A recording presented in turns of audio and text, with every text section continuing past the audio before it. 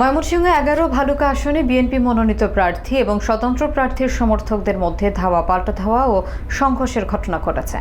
রবিবার সন্ধ্যা থেকে ভালুকা পৌর সদর সহ বিভিন্ন এলাকায় দফায় দফায় হামলা, ভাঙচুর এবং অগ্নিসংযোগের ঘটনা ঘটে। সংঘর্ষে উভয় পক্ষের প্রায় অর্ধশত নেতাকর্মী আহত হয়ে বিভিন্ন হাসপাতালে চিকিৎসাধীন রয়েছেন।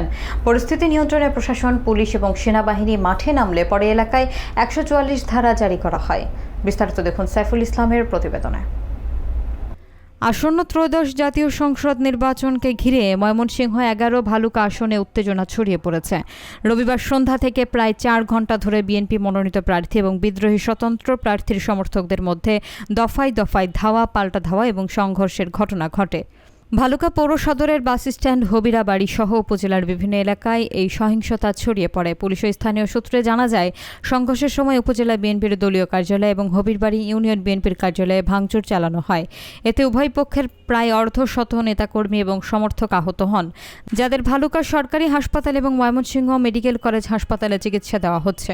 ঘটনার সূত্রপাত হয় রবিবার বিকেলে স্বতন্ত্র প্রার্থী মোহাম্মদ মোর্শেদ আলম কাচিনা ইউনিয়নের বাটাজোড় এলাকায় গণসংযোগে গেলে সেখানে উত্তেজনা সৃষ্টি হয়।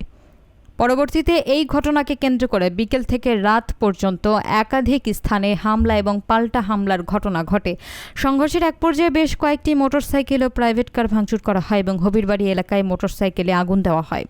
দীর্ঘ সময় পর ঢাকা ময়মনসিংহ মহাসড়কে যান চলাচল স্বাভাবিক হয় এবং উপজেলা প্রশাসন, ফায়ার সার্ভিস, পুলিশ ও সেনাবাহিনী ঘটনাস্থলে গিয়ে পরিস্থিতি নিয়ন্ত্রণে রাখতে সহযোগিতা করেন।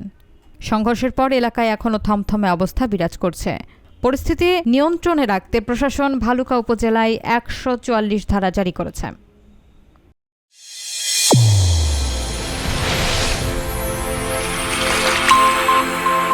চ্যানেল A1 হৃদয় স্পন্দন।